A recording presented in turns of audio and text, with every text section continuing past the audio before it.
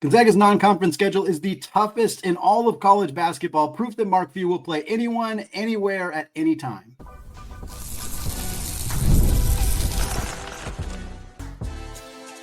You are Locked On Zags, your daily podcast on the Gonzaga Bulldogs. Part of the Locked On Podcast Network, your team every day. What is going on, y'all? Welcome into the Locked On Zags podcast, part of the Locked On Podcast Network, your team every day. I'm your host and longtime Gonzaga podcaster, Andy Patton, here to bring you news and updates on all things Zag athletics.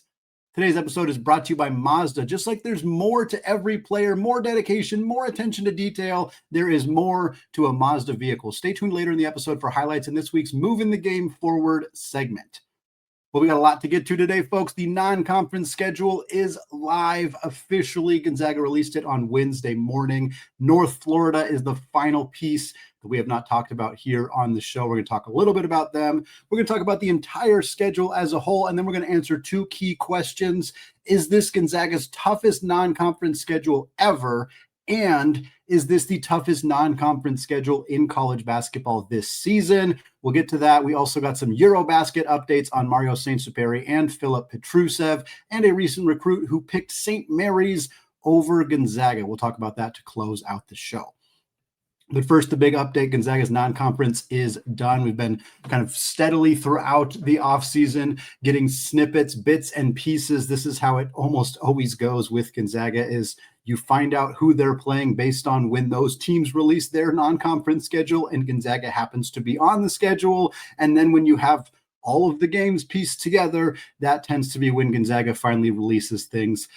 The game against North Florida had been kind of rumored for a while, but confirmed on Tuesday as North Florida's schedule came out. That was the 13th and final game. So, of course, the next morning, Wednesday, is when we got that confirmation from Gonzaga that the non-conference schedule was set. This will be the second matchup between Gonzaga and North Florida in those programs' history. They played to open up the 2022-23 season at the McCarthy Athletic Center.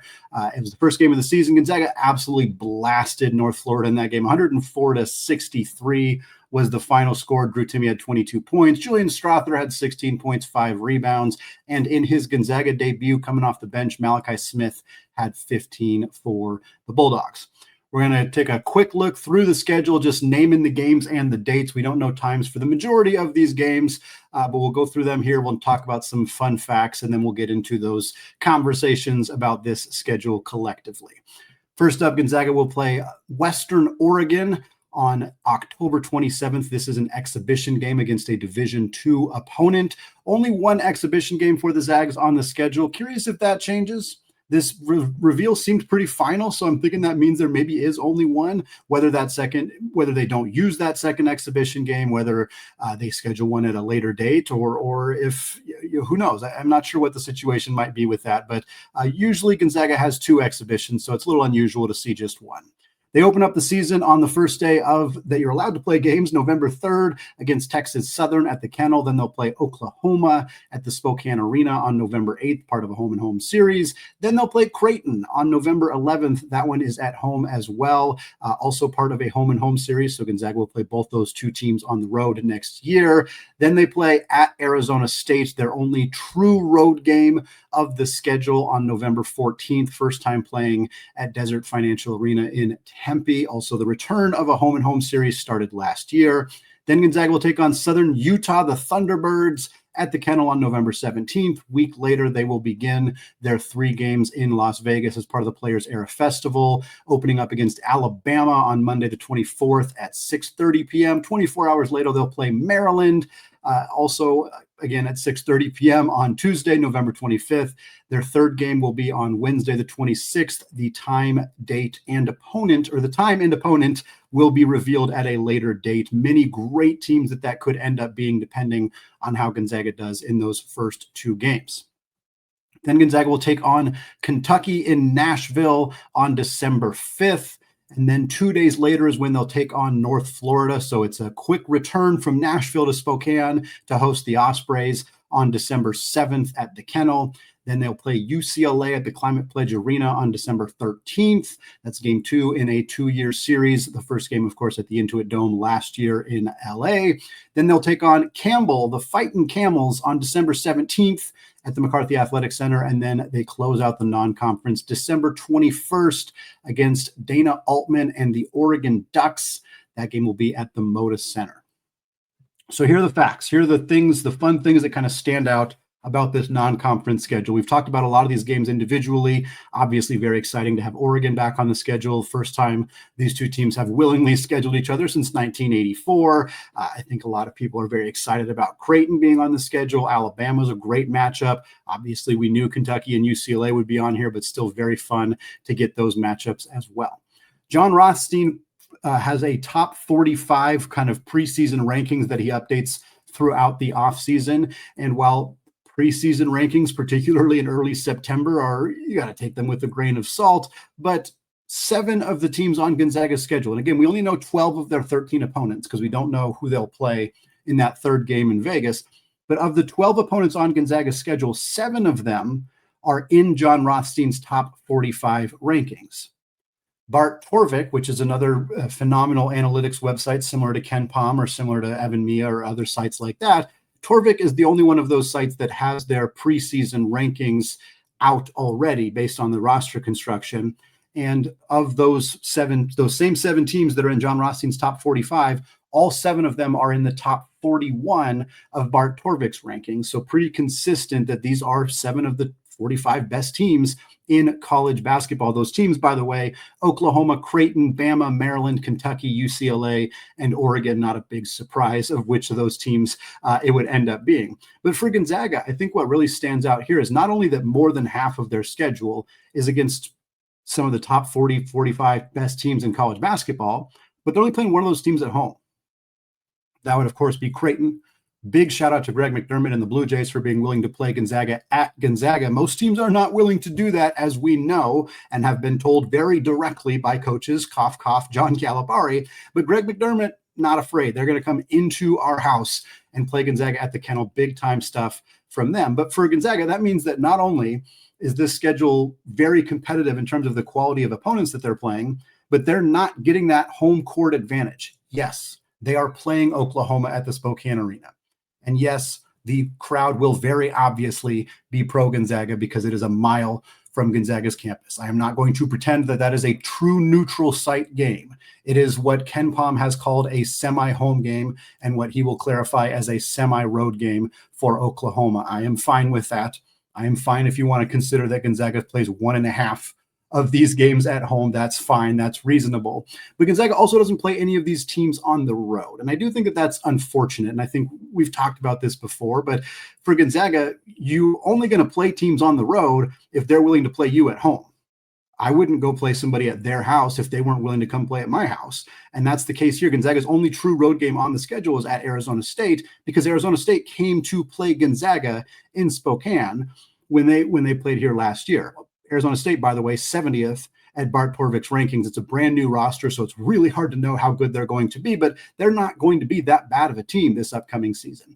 And while Gonzaga does not have any true road games outside of that Arizona State game, they are playing Oregon in Portland, and they are playing Kentucky in Nashville. Neither of those geographically will be in favor of Gonzaga. I think you can make an argument that the crowd in Portland is probably going to be at least 50-50, if not tilted in the favor of Gonzaga just because of how well their fan base travels. But I do think that is, you're still at a bit of a disadvantage playing Oregon in Portland. At least it looks on paper like a disadvantage for Gonzaga. They obviously play UCLA in Seattle. That will be a pro Gonzaga crowd, but also not, people outside of the Pacific Northwest, I think, have this association that Spokane and Seattle are basically right next to each other. As most of you know, that is not the case, but obviously there is a lot of Gonzaga fans and alumni in Seattle, so that game will tilt in the favor of Gonzaga. Regardless, this is a phenomenal schedule. And we've talked about it, 7 of these 12 teams being in that top 45. Pretty good chance it ends up being 8 out of 13.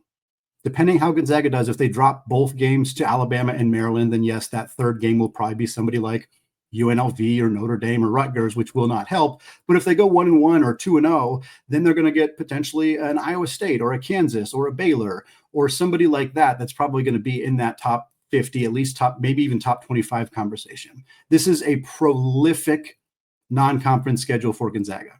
This is a conversation for another time, but I also wonder if this is kind of a last hurrah for Gonzaga in the WCC, whereas their scheduling may tick back, not a ton. I don't think we're going to see Gonzaga, pick up a Big 12 model of non-conference scheduling when they move into the Pac-12 and they start scheduling mostly nobodies with very few premier games. But I do wonder if Gonzaga might tip the scale back a little bit once their conference schedule is more well-rounded, instead of just being St. Mary's and hopefully a good San Francisco team. In the future, it'll be San Diego State as well as Boise State and Colorado State and Utah State, all teams that have had very recent NCAA tournament success. And I do think Gonzaga will probably scale back their non-conference schedule in the future. But what a way to go out if that's the case, because this schedule is an absolute banger. And like we said, Gonzaga's played some tough schedules in the past, but I think this one might be their toughest one to date. We're going to break that down and compare it to some of the other teams that have strong non-conference schedules this year, coming up here in just a second. But first, Zag fans, are you still paying full price for gas? Because you can stop leaving money behind. Get real cash back every time you fill up with the free Upside app. Simply download the free Upside app in the App Store or Google Play right now and start earning cash at the pump today. Use my limited time promo code FOOTBALL and get an extra 25 cents back per gallon on your first fill up. You could make up to $300 a year just from buying the gas that you already need. At first, I thought it was too good to be true, but it's completely legitimate. Real people are getting paid just to make their daily commutes, and you can too. Plus, you can cash out anytime to your bank account, PayPal, or an e-gift card for Amazon and other brands. I've been using Upside for a couple of years now, and recently we cashed out over $100 to help us out for a small family weekend vacation. So folks, do not let this offer drive on by. Download the free Upside app now using my limited time promo code FOOTBALL for a limited time 25-cent per gallon bonus. That's promo code FOOTBALL. Disclaimer, offers vary by user and location. Go to upside.com for terms and conditions. Next up, folks, is Mazda's Moving the Game Forward, brought to you by those who believe it's not just about playing the game, it's about redefining it. Because these moments do more than win. They push what's possible. They remind us to go that extra yard, shift into that extra gear, and keep moving the game forward. For today's Moving the Game Forward moment, I got to go back to that Miami Notre Dame football game. Did you guys see that? This was incredible game. That catch by CJ Daniels from Miami was one of the most insane plays in a college football game that I have ever seen. The Notre Dame defensive back, he thought he had a beat on it. Not the case. All part of helping Miami to that 27-24 victory. That's what keeps fans and players alike moving forward, always chasing that next great moment. When you follow what moves you, the unexpected is only the beginning. And just like there's more to every highlight, there's more to a Mazda vehicle. Mazda, move and be moved. All right, folks, segment 2, still Andy Patton, still Locked On Zags podcast, and we're still talking Gonzaga's non-conference schedule as it was finalized on Wednesday morning. The team released a press release and posted the non-conference schedule on all social media accounts, and we knew that it was going to be great. We knew all of the teams as of Tuesday afternoon when we got confirmation on North Florida. We knew that every single game that was going to be on that schedule had already been reported in some capacity. So we were prepared, knowing that this was going to be one of the toughest non-conference slates that we've ever seen from Gonzaga. But now that it's real, now that we're looking at it and comparing it to old schedules, it's really hard to not think this is the toughest on paper, non-conference schedule Gonzaga's ever played. And I say on paper because I think I would have made this argument. In fact, I may have made this argument last year. And last year's non-conference schedule for Gonzaga did not end up being nearly as good in real practical life than it was on paper. And that could very well be the case again. You cannot predict how other teams are going to do. Even teams that seem relatively safe. I was shocked at how not good Baylor was last year. I was surprised at how not good UConn was last year. I was a little less surprised about UCLA, but they got us. They got Gonzaga in that game, and then they struggled with all the travel, but ended up not having the resume that it seemed like they were going to have at one point or another. So that is the obvious Very important caveat. I want to say that before people who are out listening to the show in their car, walking their dogs, whatever, are screaming at me like, Andy, you don't know how good it's going to be. Of course not. Of course we don't know. But Gonzaga's playing a rigorous schedule on paper. They have clearly intentionally set up a schedule to be as difficult as they could make it and prepare this team as much as they can to have a resume capable of getting a top 3 or 4 seed in March, regardless of how competitive the WCC ends up being. I pulled 3 recent non-conference schedules from Gonzaga to compare to this year's slate. I looked at a few other ones, and there were some that were pretty good, but none that appear as close as these 3 do to being as good as what Gonzaga's put together for this year. Number 1 is last year's. Last year, Gonzaga played Baylor. They played at San Diego State. They played West Virginia and Indiana. They played Kentucky, UConn, and UCLA. That was a great group of teams. But again, it didn't end up being as good. Baylor was 8th when they played them. They fell out of the top 25 and pretty much didn't climb back in. Obviously, West Virginia and Indiana were 2 good teams at the time that Gonzaga played them. West Virginia more so than Indiana, but both faded down the stretch and didn't make the NCAA tournament. San Diego State was an 11-seed play-in team. UCLA UConn was a 9-seed. Like, these teams just did not end up as good. But on paper, that schedule, comparable. I still think this year's is better, but that schedule is at least comparable.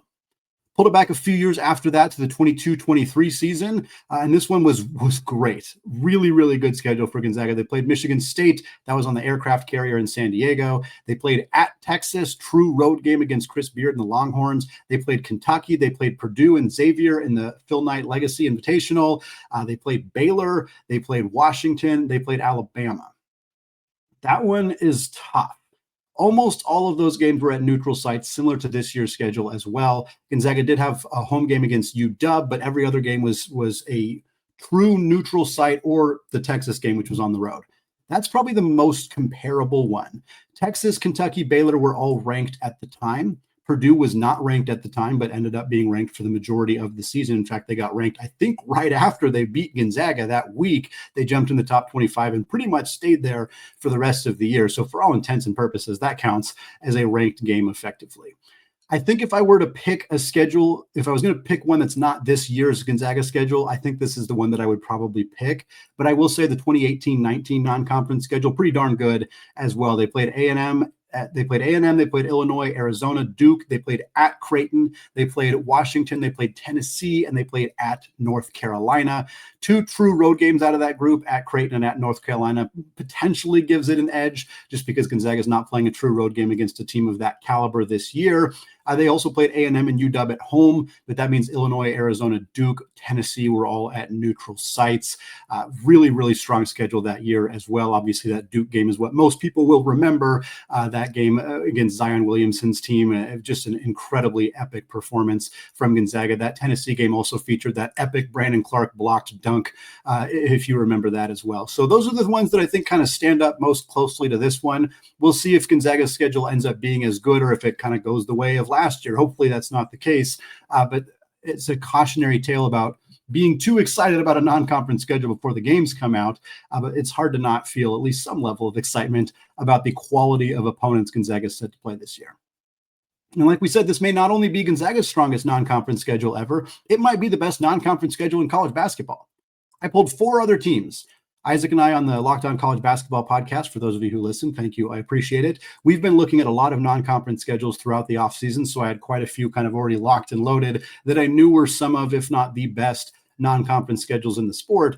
And I pulled these 4 to kind of compare to Gonzaga's. And I do think there's a couple that are maybe a little better than Gonzaga's, although it's going to be awfully close. Number 1 is Duke.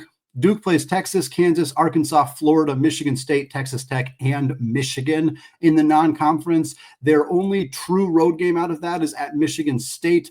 They do play Florida at Cameron, but they play Arkansas in Chicago. They also play at Army, which is just a really cool thing that Duke is doing. It's on Veterans Day. It's at Army. It's kind of in honor of Coach K, who got his playing and coaching career started at Army. Just cool to see a team like Duke play a true road game against a school like Army. That's just a fun thing. They also play Indiana State at home, who didn't make the list of power conference opponents, but is a very, very good mid-major school. Next is Louisville, and I think Louisville might be a scotch ahead of Gonzaga as well, at least on paper. They play Kentucky, Cincinnati, Arkansas, Indiana, Memphis, Tennessee, and Baylor. I'm not sure those 7 teams are collectively better than the 7 teams Gonzaga plays. It's very close, but Louisville plays 3 of those games on the road. They play at Cincy, they play at Arkansas, and they play at Tennessee. Plus, 2 of their neutral site games are against Baylor in Fort Worth. That's not really a neutral site, and Indiana in Indianapolis, which is also not really a neutral site. So 5 of these 7 games are either road games or semi-road games. The home games are Kentucky, which is obviously a huge benefit, even though they're in the same state, and then Memphis also at home. So I think Louisville and Duke probably got a slight edge on Gonzaga, but I think Gonzaga's got the edge on the other 2 here, Auburn and UConn. Auburn plays Houston, Oregon, Michigan, NC State, Arizona, and Purdue. They have Arizona on the road, which will be tough, but they got NC State at home. The rest are neutral site games. They also have a 3rd game in the Players Era Festival like Gonzaga. Maybe it will end up being Gonzaga. We'll see how that shakes out. And then UConn, I like their top 6, BYU, Arizona, Illinois, Kansas, Florida, and Texas. I think that's a great top 6, but UConn's not playing a lot of these games away from home. They're at Kansas. That's fantastic. Fog Allen Fieldhouse, one of the toughest places to play. But the Arizona game is at home. The Texas game is at home. Illinois and Florida are both at the Madison Square Garden, which is kind of like home for UConn. It's not actually their home court, but it is a place they play a lot of home games at.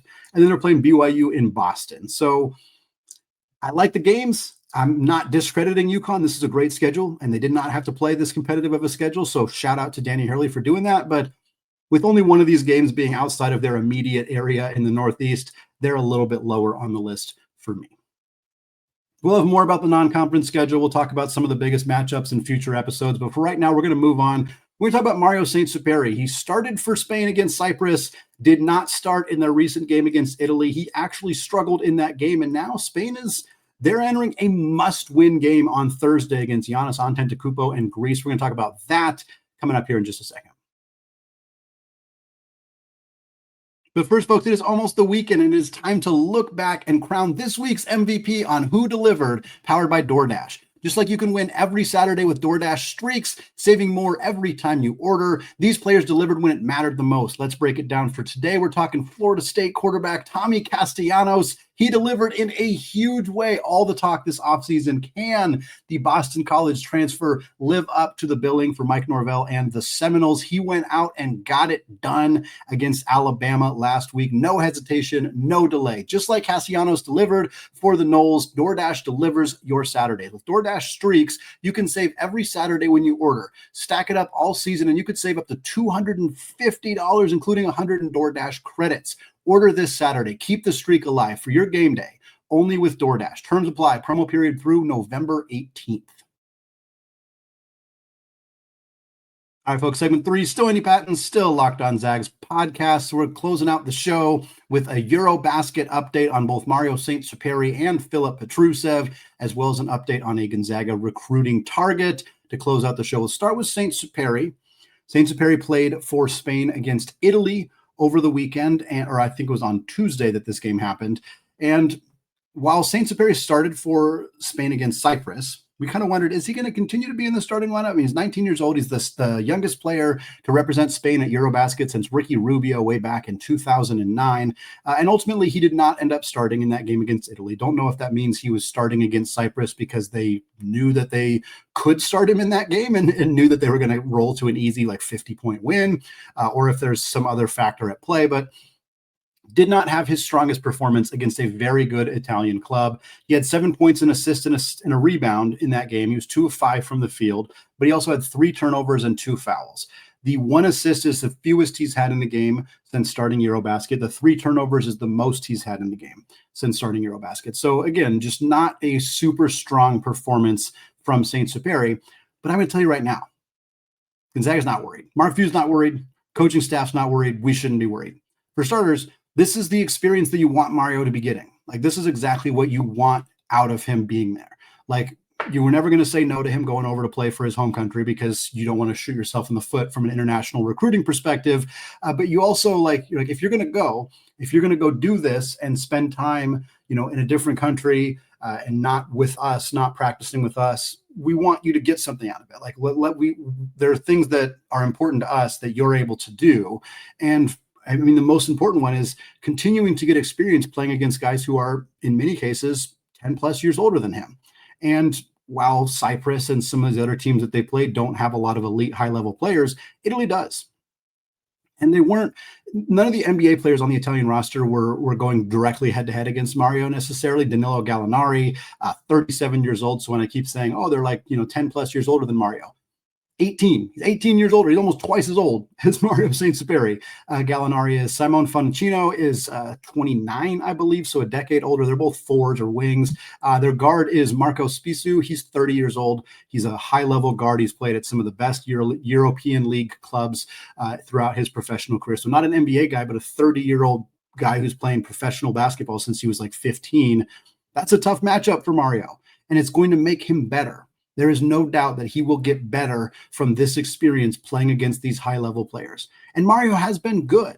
Even though this was not his strongest game, through 4 EuroBasket games, Saint-Supery is averaging 7.3 points, 3 assists, 1.5 rebounds. Obviously, it's a very small sample size, just 4 games and about 15-ish minutes per game.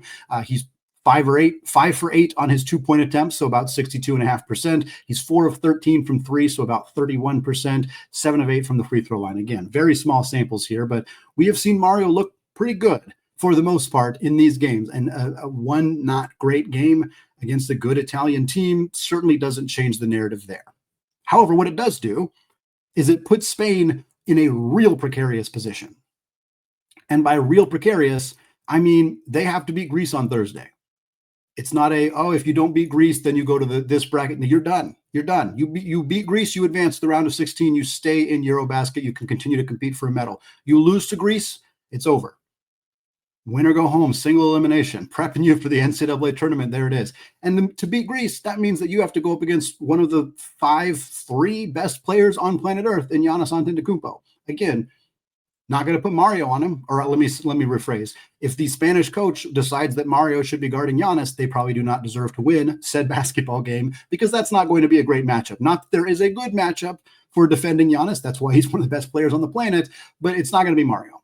Regardless, this is a big deal. In this game, many of you are listening to this game may already be happening or have already been completed. The game is Thursday at 11:30 a.m. Pacific time. And again, if Spain wins, they advance. They're in the round of 16. They'll play probably Sunday would be my guess, maybe Saturday. But if they don't win, I'm not sure if that means Mario will come straight to Spokane from that, how long it'll take before he ends up there. But I think some people will be like, well, I don't really want them to win because I want Mario to be back on campus a little bit sooner. I want them to go as far as they can, provided Mario doesn't get hurt, of course. But as I think the experience of playing in this tournament is as good or better for Mario than the opportunity to be on campus. Yes, we obviously want him on campus. We want him working out with the guys and everything like that, but they'll get him up to speed whenever he shows up. Continuing to get to compete for his country is a cool opportunity for Mario, and it's getting him valuable experience. So I don't think there's anything wrong with rooting for them to be in this thing as long as possible, even if it limits the amount of time that he gets to spend on campus before his freshman season.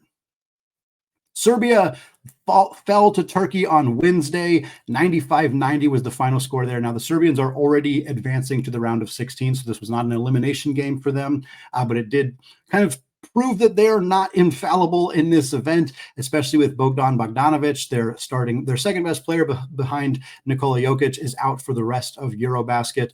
In this game against Turkey, Filip Petrusev had 11 points, 3 boards, 2 assists, and a block in about 26 minutes of action, 5 of 8 on 2-pointers. He's now scored in 4 of his 5 games. He scored 11, 12, or 13 points. The only game he did not was the game where he got ejected from the game 5 minutes in for throwing a big old cold shoulder right into a defender for, I believe it was, who were they playing in that game? I think it was Portugal that they were playing when he did that. So he's been very consistent for this team, but it's Nikola Jokic's party, and there's just not enough of a supporting cast for Serbia at this point. Petrusev, he's averaging 2.5 rebounds per game as a 6'11" big. Like he needs to provide a little bit more for this team in order for them to reach the threshold. I mean, they were the favorites coming in, and now I don't think that they're the betting favorites anymore with Bogdanovic out. We'll see if they can find a way to right the ship. They're playing Finland on Saturday at 11:45 a.m. in the round of 16. Last update, for those of you who listened to Wednesday's episode, I talked about this briefly, but I'll mention it again here because it is now official. It was not official at the time. J. Rob Croy is one of the many 4-star recruits in the 2026 class that Gonzaga has been pursuing. He was initially scheduled to come to campus for an official visit September 12th through 14th, I believe were the dates, and he's not coming on that visit anymore. And it's because he committed officially on a Wednesday to St. Mary's, to the Gales. It's rare for Gonzaga and St. Mary's to be competing for the same recruit. It does not happen very often. And it is more rare for Gonzaga to lose a recruiting battle to St. Mary's. But J. Rob Croy is from the area. His father, Rick Croy, was an assistant coach at St. Mary's from 2010 to 2013 under Coach Randy Bennett. J. Rob's mother played at St. Mary's, so there was a lot of connections to that school in Moraga. So it was not a huge surprise to see Croy commit there. He was considering Gonzaga. He was also scheduled to visit Texas A&M, had already visited Stanford, Clemson, USC, had made offers as well. 4-star combo guard, 6'5", really good shooter, was ranked just outside the top 100 in this recruiting class. Not a good thing, a tough loss for Gonzaga on the recruiting trail, considering they're not pursuing that many combo guards in particular. This is one that stings a little bit. But hey, what a great way to just ignite that a little bit more. Well, we don't know if Gonzaga and St. Mary's will play each other in 2026 or beyond.